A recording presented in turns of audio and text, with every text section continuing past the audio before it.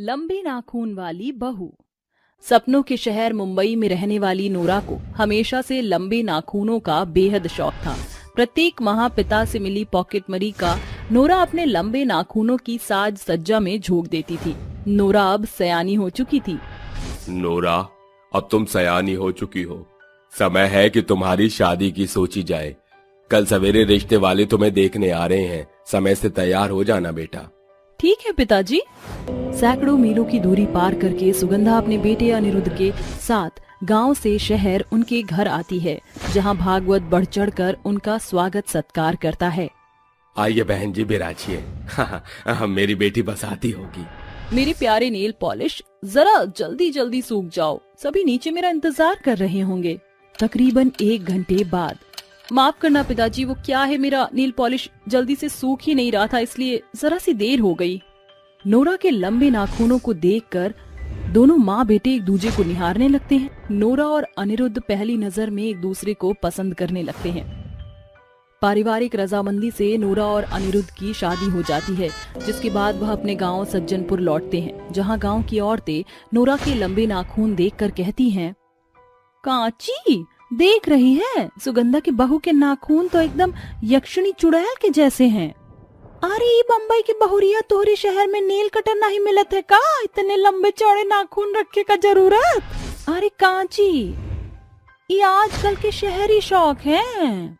सभी रस्में रिवायत खत्म होने के साथ नोरा अपने पति अनिरुद्ध के साथ कमरे में आती है, जहां नोरा बाहें फैलाकर गाते हुए कहती है, आजा पिया तो हे प्यार दूं, गोरी बैया तो पेवार दूं। बेबी, अपने पति पर प्यार तो तुम तब मारोगी ना जब तुम्हारे हाथों के हथियार कटेंगे। अरे नाखूनों को लंबे करने में महीने भर की मेहनत की है नोरा ने। इन नाखूनों की कीमत तुम क्या समझो अनिरुद्ध बाबू? अपना पेट काट काट कर पिताजी की दी पॉकेट मनी को खर्च करके अपने नाखूनों का नील एक्सटेंशन कराया है, तब जाकर मेरे नाकामयाब छोटे नाखून लंबे हुए हैं।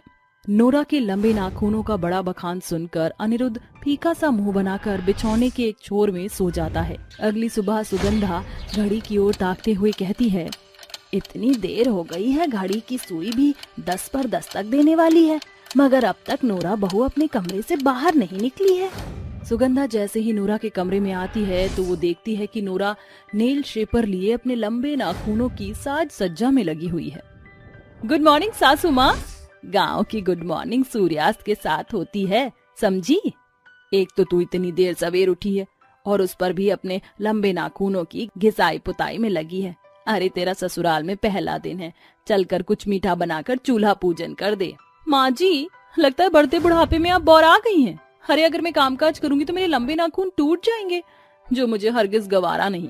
वैसे ये चूल्हा चौका आपको ही शोभा देता है सासू माँ, क्योंकि आपके नाखून देखकर ऐसा लगता है जैसे इन्हें मूषक महाराज ने कुतर डाला हो।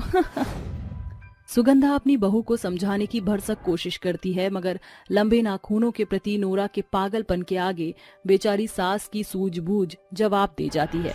थक हार कर वह खुद की रसोई का रुख करती है। कितना कुछ सोचा था कि बहू के आने के बाद घर बार की जिम्मेदारी से फुर्सत मिलेगी, मगर बहू रानी को अपनी बूढ़ी सास से बढ़कर अपने लंबे नाखूनों की परवाह फिक्र है। सुगंधा बिना बात को बढ़ाए खुद सारा काम संभालने लगती है। 1 सप्ताह बाद। नोरा, तुमसे शादी करने का क्या फायदा कि सारा दिन घर माँ को संभालना पड़ता है और तुम इस घर की बहू हो। अनिरुद्ध, मैं इस घर की बहू बनकर आई हूँ, बाई नहीं, और मैं नहीं चाहती कि घरेलू कामकाज से मेरे नाखून टूट जाएं। अरे इतना है तो कोई काम वाली क्यों नहीं रखते? सुगंधा बीच में आकर दोनों को शांत कराती है और नोरा के जाने के बाद अनिरुद्ध को समझाती है, बेटा जोर जबरदस्ती से बनती बात और बिगड़ती है, सब्र रख। मुझे भरोसा है कि बहुत जल्द बहू अपनी जिम्मेदारी को बखूबी संभाल लेगी।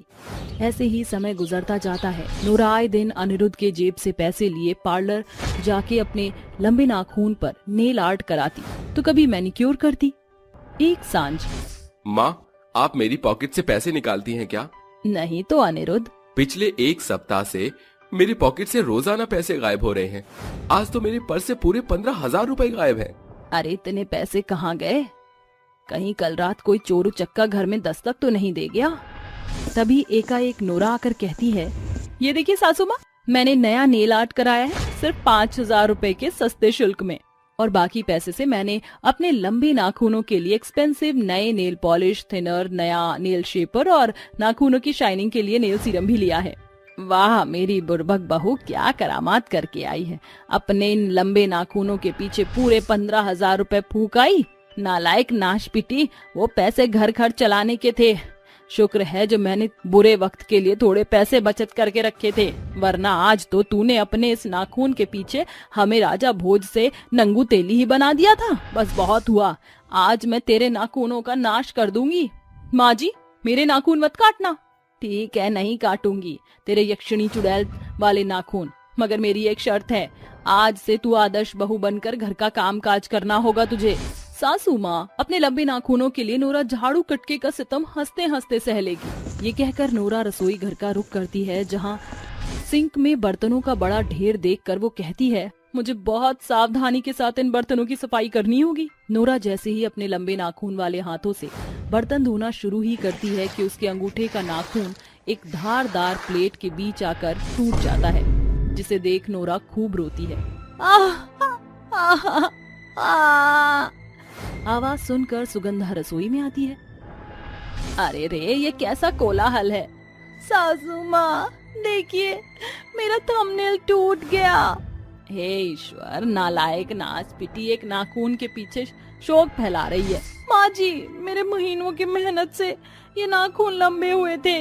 अरे नाखून है, वह भी कोई मजबूत जोड़ नहीं जो टस से मस नहीं होगा। अब तेसुए बहाना बंद कर और जा जाकर अपने नाखूनों पर